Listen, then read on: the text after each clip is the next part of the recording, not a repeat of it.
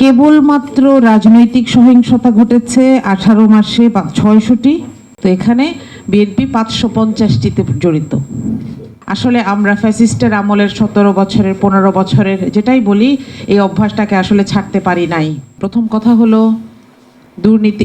এইখানে যা আমরা দেখেছি সবগুলো হচ্ছে নির্বাচনের পরের কথা, কিন্তু আমরা যেখানে দাঁড়িয়ে আছি সেখান থেকে এই স্বপ্নগুলোকে দেখলে আসলে আমাদের একটু ভয় লাগে।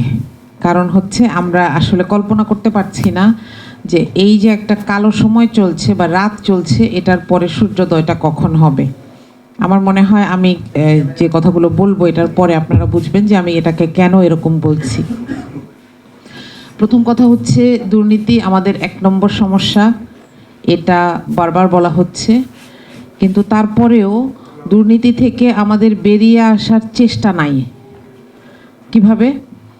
আমরা দেখেছি যে অসংখ্য ঋণখেলাপিকে এখানে সরাসরি মানুষের সামনে মানুষের মতামত নিয়ে, মানুষের ম্যান্ডেট নিয়ে সংসদে যাওয়ার পথ তৈরি করে দিয়েছে রাজনৈতিক দলগুলো। আমি কয়েকটা সংখ্যা বলতে চাই। চট্টগ্রাম 4 আসনের আসলাম চৌধুরী, তার ঋণ 1700 কোটি টাকা। একটু বলে রাখি, এটা শুধু ব্যক্তিগত ঋণ। সিলেট 1 আসনের আব্দুল মুক্তাদির, তার ঋণ 840 কোটি টাকা। বগুড়া 3 কাজী রফিকুল ইসলাম 765 কোটি টাকা। ফেনী 3 আব্দুল আওয়াল মিন্টু 294 কোটি টাকা। যশোর 4 টিএস আইয়ুব 138 কোটি টাকা। ভোলা 2 হাফিজ ইব্রাহিম 109 কোটি টাকা। আমি মাত্র 6 জনের কথা বললাম, এর মধ্যেই 4000 কোটি টাকা ঋণ খেলাপি। এখন যারা এতদিন ধরে এই পয়সা এগুলো নির্বাচনের মাঠে সরাসরি ব্যবহৃত হচ্ছে, নাগরিকের জায়গা থেকে আমরা আশঙ্কা প্রকাশ করছি। দ্বিতীয় যে জায়গাটা, সেটা হচ্ছে সুশাসন। সুশাসনের অনেক প্রতিশ্রুতি শুনছি, দেখছি, হয়তো যারা বলছেন তাদের সেই সক্ষমতা আছেন, কিন্তু তাদেরকে বুঝতে হবে যে তারা কোথায় দাঁড়িয়ে আছেন। এই মুহূর্তে বাংলাদেশ কোথায় দাঁড়িয়ে আছে? গত 2রা ফেব্রুয়ারি ট্রান্সপারেন্সি ইন্টারন্যাশনাল বাংলাদেশ একটি রিপোর্ট প্রকাশ করেছে যে কেবলমাত্র রাজনৈতিক সহিংসতা ঘটেছে 18 মাসে 600টি, যার মধ্যে 550টি। এখন বিএনপি যেহেতু বড় দল, তার তো সব কাজেই বড় ধরনের স্টেক থাকবে, তাই না? তো এখানে বিএনপি 550টিতে জড়িত। তাহলে এটাকে সামনে রেখে আমরা কোথায় যেতে চাই? যদি একটা ফৌজদারি অপরাধের কথা বলি, 18 মাসে 64টি ধর্ষণ হয়েছে। আমরা নারীর অধিকার নিয়ে অনেক ব্যস্ত।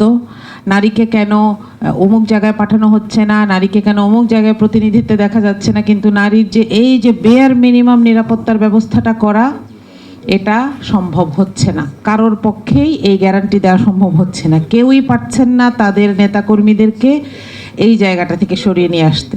এবং আমি সর্বশেষ যে একটা বিষয়ের প্রতি দৃষ্টি আকর্ষণ করব, বাংলাদেশে এ পর্যন্ত আমরা দেখি নাই কোনো নির্বাচনে এরকম ম্যাস লেভেলে নারীর প্রতি সহিংসতা ঘটেছে। গত 20 দিনে 70টিরও বেশি ঘটনা রিপোর্টেড, যেখানে নারীকে ফিজিক্যালি অ্যাসল্ট করা, তাকে মেরে মাথা ফাটিয়ে দেওয়া, তাকে আজে বাজে কথা বলা এবং সেগুলো ভিডিও ধারণ করে সামাজিক যোগাযোগ মাধ্যমে ছড়িয়ে দেওয়া সহ বিভিন্ন ধরনের অপরাধ ঘটছে। কিন্তু এগুলোর সাথে যারা এগুলো নিয়ে প্রতিবাদ করার কথা, রাজনৈতিক দল তো দূরের কথা, কেউ দুঃখ প্রকাশও করেন নাই।